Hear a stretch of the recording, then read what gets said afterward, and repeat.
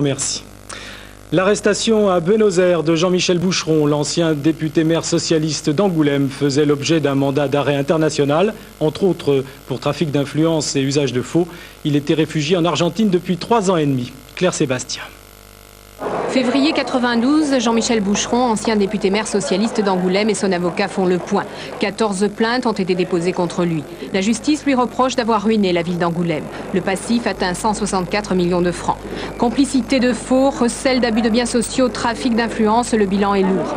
Jean-Michel Boucheron s'enfuit. Il se réfugie la même année en Argentine où il ouvre un restaurant avec sa femme à Buenos Aires. Mon principe, c'est de répondre à la justice quand elle m'interroge.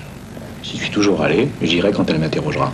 Mais Jean-Michel Boucheron s'était bien gardé de rentrer en France. En juillet 94, il est condamné par défaut par le tribunal correctionnel de Paris à 4 ans de prison. Ce jeudi, l'ancien député a été arrêté à Buenos Aires par des agents d'Interpol. En Espagne, le tribunal suprême s'est finalement déclaré compétent pour juger l'affaire du Gall, une affaire dans laquelle le Premier ministre Felipe González est accusé de terrorisme. Et puis ce matin, un attentat a fait plusieurs dizaines de blessés dans une province basque. C'est la première des informations commentées maintenant par Valérie Odile. Attentat à la bombe ce matin dans le nord-est de l'Espagne. 1 ou 2 charges de 45 kilos placées à quelques mètres de la caserne ont explosé. 40 personnes ont été blessées, aucune n'est dans un état grave. Après avoir été pourchassés par la police, les 3 coupables ont pu s'enfuir vers le Pays basque. L'attentat n'a pas été revendiqué. Les autorités espagnoles l'attribuent à l'ETA, l'organisation séparatiste basque. Voici les images satellites du nouvel essai nucléaire chinois, le 2e de cette année. L'explosion souterraine a eu lieu cette nuit au centre des essais atomiques de l'Europe Nord, dans l'ouest du pays. La secousse a atteint 5,6 degrés sur l'échelle de Richter. Le ministre chinois des Affaires étrangères s'est justifié par le retard de leur programme sur les autres puissances. Les protestations ont bien sûr fusé de toutes parts contre Pékin, mais aussi contre Paris. Le Japon a menacé de réduire son aide économique à la Chine et une quinzaine de militants de Greenpeace se sont enchaînés à l'ambassade de Chine à Paris. Les militants de Greenpeace manifestaient aussi aujourd'hui sur le Mont Blanc. 2 d'entre eux ont déployé une banderole portant le symbole « Danger nucléaire ». Leur but, sensibiliser et mobiliser contre la reprise des essais. Plus de 5000 touristes viennent admirer la vue chaque jour et ils sont déjà nombreux à avoir signé la pétition. C'est très positif. On reçoit énormément de soutien et cela nous aide beaucoup à rester ici car c'est dur, il fait froid et c'est fatigant. Mais comme on parle avec tous ceux qui passent et qui nous appuient, s'il le faut, on restera 3 mois.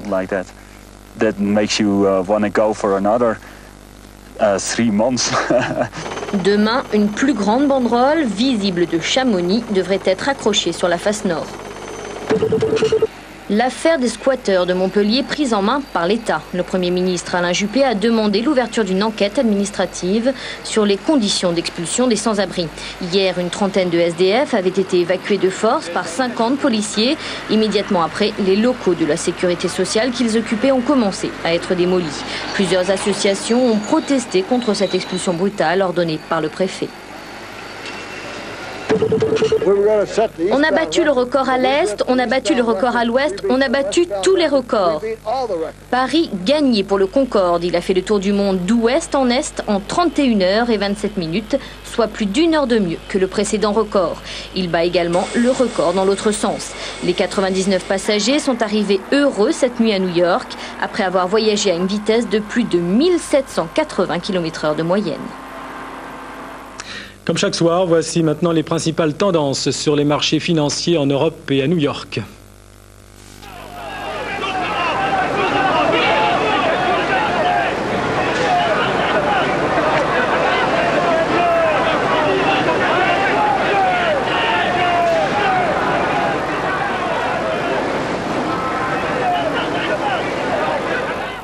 Revenons sur l'information principale de cette journée, le nouvel attentat à Paris, place de l'Étoile, qui a fait 17 blessés, dont 3 graves.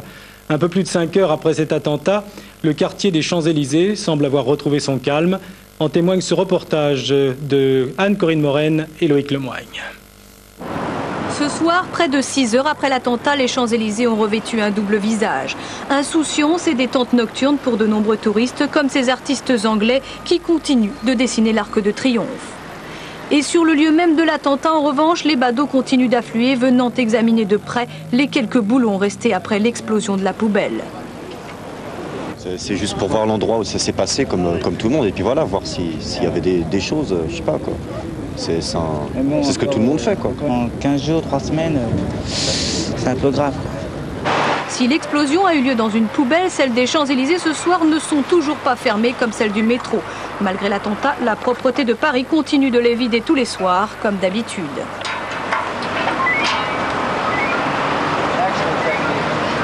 Côté sécurité, les effectifs des forces de l'ordre ont été renforcés. Ce soir, la compagnie de CRS qui surveille les Champs-Élysées depuis l'attentat du 25 juillet est sur le qui-vive. Et toute la nuit, le périmètre des Champs-Élysées sera quadrillé par de nombreux policiers et gendarmes en surface et dans le métro Champs-Élysées. Au total, une centaine d'hommes seront cette nuit à l'affût, sans cesse du moindre objet ou de la moindre personne suspecte.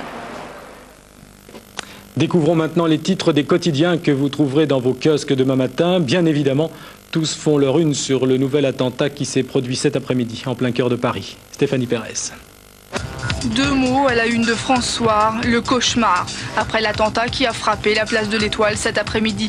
Paris de nouveau touché en plein cœur, Paris de nouveau ensanglanté, écrit Presse Océan. La bombe déposée dans une poubelle près de la bouche du métro était bien fabriquée pour tuer le plus de personnes possible, précise le Berry républicain. Paris est donc de nouveau 9 ans après la précédente vague d'attentats, la cible du terrorisme, affirme le Progrès de Lyon. Alors, une question à la une de Libération, qui frappe, qui s'acharne, comme le titre Le Midi Libre. C'est bien le second acte d'un défi qui est lancé à la France, assure le républicain lorrain. Sud-Ouest parle de récidive. Et le Méridional de mettre en évidence les similitudes troublantes de cet acte meurtrier avec celui qui avait touché le RER à Saint-Michel le 25 juillet dernier. Paris est donc encore plongé dans la terreur, écrit Nice Matin. La France a peur, souligne la Charente Libre. Dans quelques instants, les dossiers de l'histoire, suivis du magazine Aléa. Prochain rendez-vous avec l'information nationale demain à 12h45 avec Pierre Friedenreich. À 19h et à 22h45 pour le soir, vous retrouverez Gilles Leclerc. Très bonne nuit à tous et à lundi.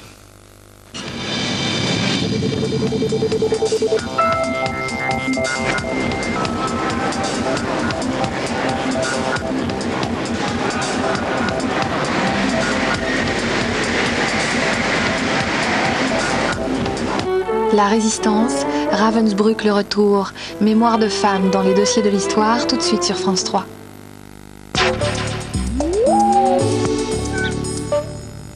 L'heure d'en rire sur France 3.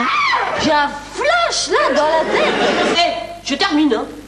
Donc sur les 3 pétasses, il y avait une coupable qui s'est pas dénoncée. Il fait une gaffe là. Alors résultat, la pauvre elle s'est fait lourder. Ça m'angoisse. C'est peur de se faire gronder par son papa, je suis l'affaire là. Au lycée, elle s'échangeait les Jules. 10 ans plus tard, elle s'échange les vacheries. Ah waouh, c'était arrondi. Quelle ambiance. Salade de nuit, quand on n'a pas assez d'alcool. Salade de nuit, c'est joli joli. Vendredi 23h10 sur France 3.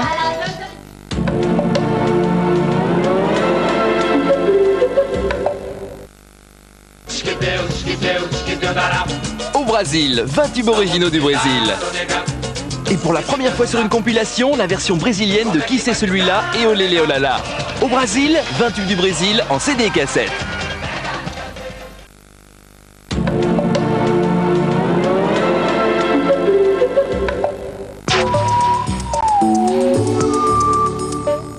Jaurès était la voix du peuple. Ils n'ont jamais faibli dans la bataille. Un peuple d'acteurs le ressuscite. C'est un crime contre la République et contre la France. Un spectacle total à ciel ouvert. Vous préférez soutenir les désordres ouvriers. Clémenceau le sait bien, lui, qui a préféré le silence complice de la répression. Toute une région mobilisée, conduite par Alain Decaux.